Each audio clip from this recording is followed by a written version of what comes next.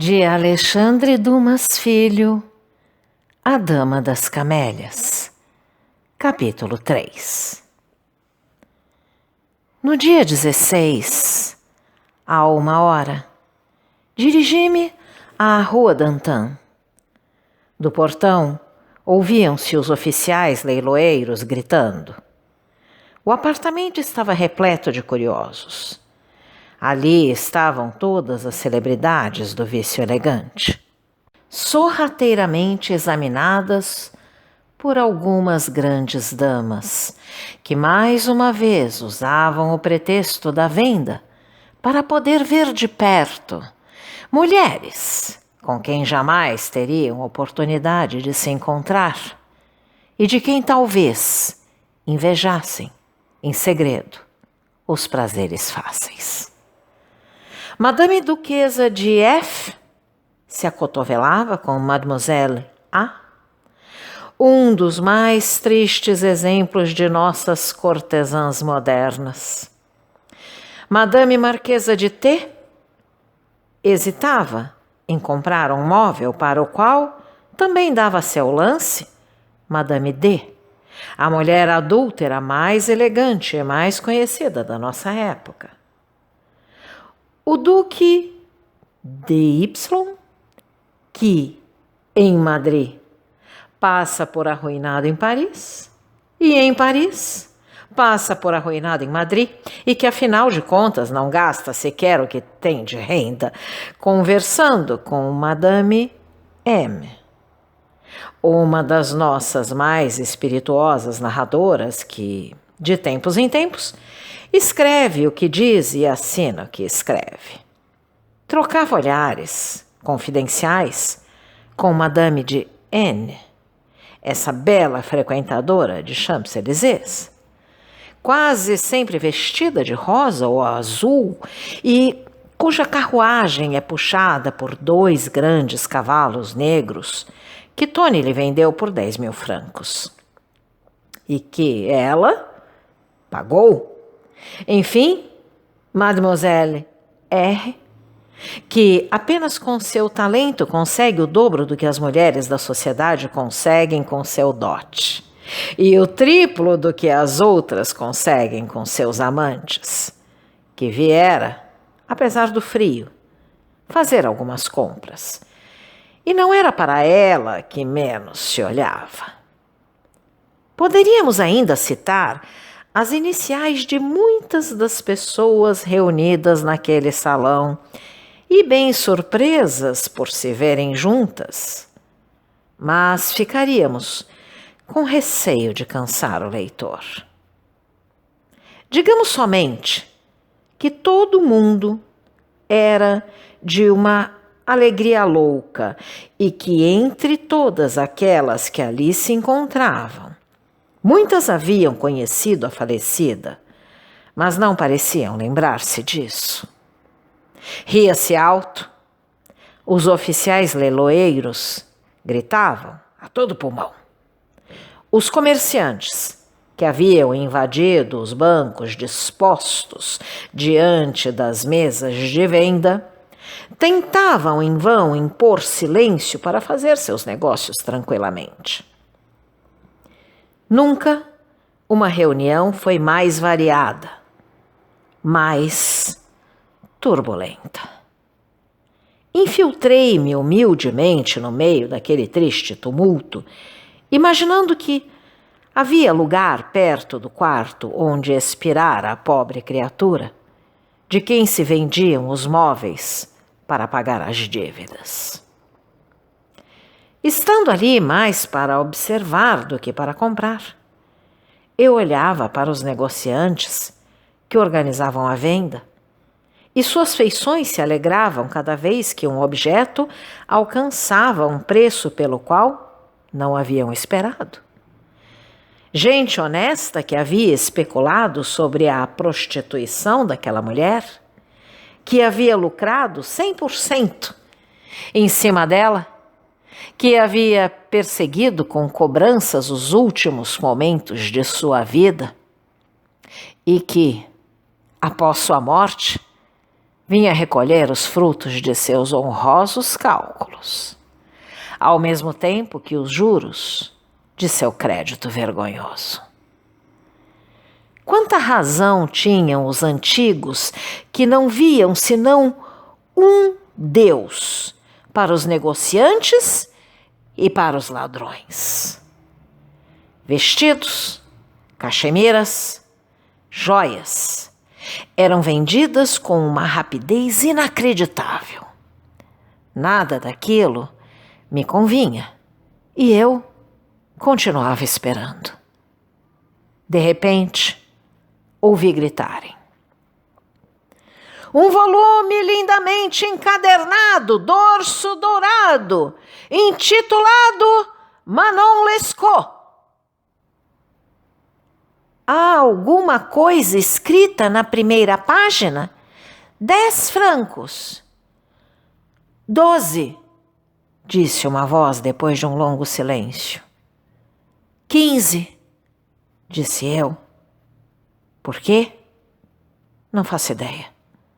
Provavelmente pelo alguma coisa escrita. 15, repetiu o leiloeiro. 30, disse o primeiro interessado, num tom que parecia desafiar que se oferecesse mais. Aquilo se transformava numa luta. 35, gritei no mesmo tom. 40, 50, 60, 100. Confesso que, se eu quisesse impressionar, meu êxito teria sido completo, pois com esse lance fez-se um grande silêncio e olharam em minha direção para saber quem era o senhor que parecia tão decidido a possuir aquele volume. O acento dado à minha última palavra parece ter convencido meu antagonista. Ele preferiu, portanto, abandonar um combate que não serviu a outra coisa que me fazer pagar 10 vezes o valor do tal volume. E, inclinando-se, disse-me, muito amavelmente, embora um pouco tarde: eu desisto, meu senhor. Como ninguém mais se manifestou, o livro me foi vendido. Como eu temia um novo embate, que meu amor próprio talvez tivesse sustentado, mas com o qual meu bolso certamente ficaria péssimo, pedi para colocarem meu nome, deixarem o volume de lado, e então desci. Devo ter dado muito que pensar às pessoas que, testemunhas daquela cena, sem dúvida, se perguntavam com que propósito eu pagara 100 francos por um livro que eu poderia obter em qualquer lugar, por no máximo 10 ou 15 francos. 1 hora mais tarde, mandei buscar minha aquisição. Na primeira página, fora escrita a pena, e com uma caligrafia elegante, a dedicatória do donatário desse livro.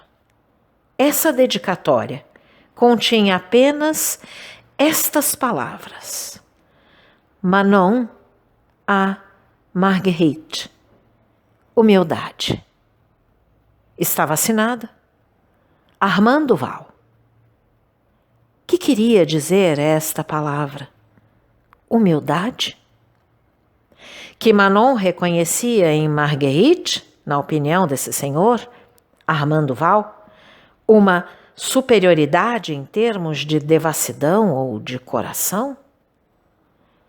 A segunda interpretação era mais verossímil, pois a primeira não teria passado de uma franqueza impertinente, que Marguerite não teria aceitado, apesar do juízo que fazia de si mesma.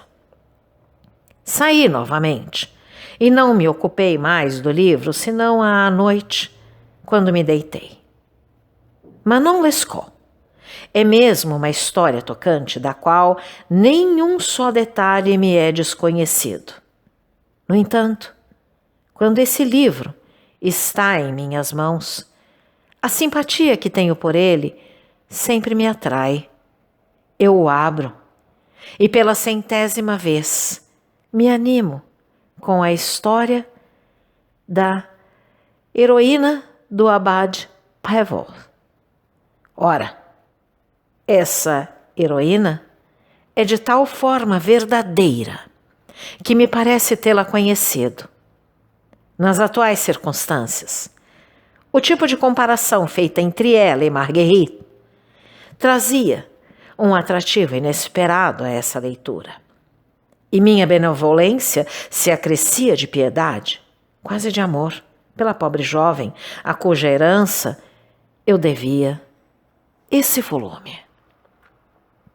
Manon morrera num deserto, é verdade, mas nos braços do homem que a amava com todas as forças da alma, que, morta, cavou-lhe uma sepultura que ele regou com suas lágrimas e onde enterrou seu coração.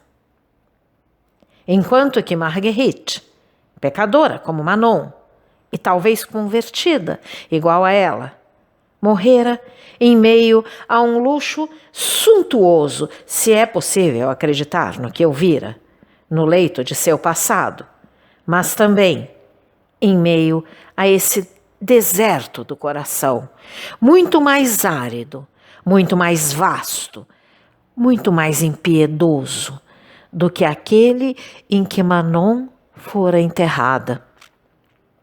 De fato, como assim fui inteirado por alguns amigos que conheciam as últimas circunstâncias de sua vida, Marguerite não vira sentar-se à sua cabeceira ninguém que lhe desse um conforto real durante os 2 meses que sua lenta e dolorosa agonia durou. Depois de Manon e de Marguerite, meu pensamento se voltava àquelas que eu conhecia e que eu via se encaminharem, cantando, em direção a uma morte quase sempre invariável. Pobres criaturas. Se é um erro amá-las, bem menos errado é lamentá-las. Lamentamos pelo cego que jamais viu a luz do dia, pelo surdo que jamais ouviu os acordes da natureza, pelo mudo que jamais pôde emitir a voz de sua alma, porém, sob um falso pretexto de pudor. Não queremos lamentar a cegueira do coração, a surdez da alma, o mutismo da consciência, que tornam louca a triste infeliz, fazendo, contra sua vontade, que seja incapaz de ver o bem, de ouvir o Senhor e de falar a língua pura do amor e da fé. Hugo criou Marion Delorme. Musset criou Bernadette. Alexandre Dumas criou Fernand. Os pensadores e os poetas de todos os tempos levaram à cortesã a oferenda de sua misericórdia, e algumas vezes um grande homem as reabilitou com seu amor e até mesmo com seu nome. Se insisto nesse ponto, é porque, entre aqueles que irão me ler, muitos talvez já estejam prestes a rejeitar este livro, no qual receiam não ver mais que uma apologia ao vício e à prostituição. E a idade do autor, sem dúvida, contribui para motivar esse receio. Que aqueles que assim pensam não se enganem e continuem, se apenas este receio os retém. Muito simplesmente estou convencido do seguinte princípio: para as mulheres a quem a educação não ensinou o bem, Deus quase sempre abre 2 sendas que levam a ele. Essas sendas são o sofrimento e o amor. São difíceis, e quem nelas se embrenham ensanguentam os pés, ferem as mãos mas ao mesmo tempo deixam nos espinheiros do percurso os ornamentos do vício. E chegam ao fim com aquela nudez que não causa rubor diante do Senhor. Aqueles que encontram essas viajantes audaciosas devem dar-lhes apoio e dizer a todos que as encontraram, pois, tornando público esse fato, eles mostram o caminho. Não se trata simplesmente de colocar 2 colunas na entrada da vida, uma delas sustentando essa inscrição: Caminho do bem, e a outra este aviso: Caminho do mal, e dizer aos que se apresentam: Escolham.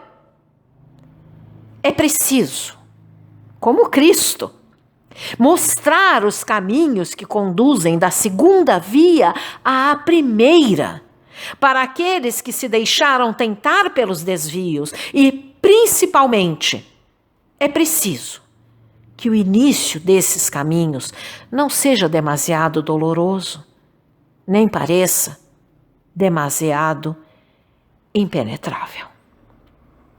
O cristianismo aí está com sua maravilhosa parábola do filho pródigo para nos aconselhar a indulgência e o perdão. Jesus estava cheio de amor por essas almas feridas pelas paixões humanas e gostava de tratar-lhes os ferimentos, retirando desses próprios ferimentos o bálsamo que iria curá-los. Assim, ele dizia a Madalena: Muito te será perdoado, porque muito amaste. Sublime perdão que devia despertar uma fé sublime. Por que nos faríamos mais rígidos do que Cristo? Porque, nos apegando obstinadamente às opiniões deste mundo, que se faz duro para que o julguemos forte, rejeitaríamos, juntamente com ele, almas que muitas vezes sangram em feridas por onde escorre o mal de seu passado, como o sangue ruim de um doente, não esperando nada além da mão amiga que venha tratá-las e trazer-lhes a convalescença do coração? É à minha geração que me dirijo, àqueles para quem as teorias do Sr. Voltaire felizmente não existem mais, àqueles que, como eu, compreendem que a humanidade vem passando, há 15 anos, por um de seus mais audaciosos impulsos. A ciência do bem e do mal está para sempre conquistada. A fé se reconstrói. O respeito pelas coisas santas nos é devolvido. E se o mundo não se apresenta completamente bom, ao menos se apresenta melhor? Os esforços de todos os homens inteligentes tendem ao mesmo objetivo, e todas as grandes intenções se atrelam ao mesmo princípio. Sejamos bons, sejamos jovens, sejamos verdadeiros. O mal não passa de uma vaidade. Tenhamos orgulho do bem e, sobretudo, não nos desesperemos. Não desprezemos a mulher que não é mãe, nem filha, nem esposa. Não limitemos a estima à família, nem a indulgência ao egoísmo. Visto que o céu se contenta mais pelo arrependimento de um pecador do que por 100 justos que nunca pecaram, procuremos alegrar o céu. Ele pode nos recompensar com juros. Deixemos, no nosso caminho, a oferenda do nosso perdão aos perdidos pelos desejos terrestres, a quem uma esperança divina talvez salvará E, como dizem as boas velhinhas quando recomendam um remédio caseiro, se bem não fizer, mal não há de fazer. Certamente, deve parecer bem pretensioso de minha parte querer extrair estes grandes resultados do pequeno assunto que trato. Mas sou daqueles que acreditam que o muito está no pouco. A criança é pequena, mas encerra o homem. O cérebro é estreito, mas abriga o pensamento. O olho não passa de um ponto, mas abrange léguas. Então, caro audioleitor, se você gostou deste conteúdo, deixe seu like e inscreva-se no canal ativando o sininho para ser notificado dos próximos vídeos, com os próximos capítulos deste e de outros livros que estarei publicando. Um grande abraço e até a próxima!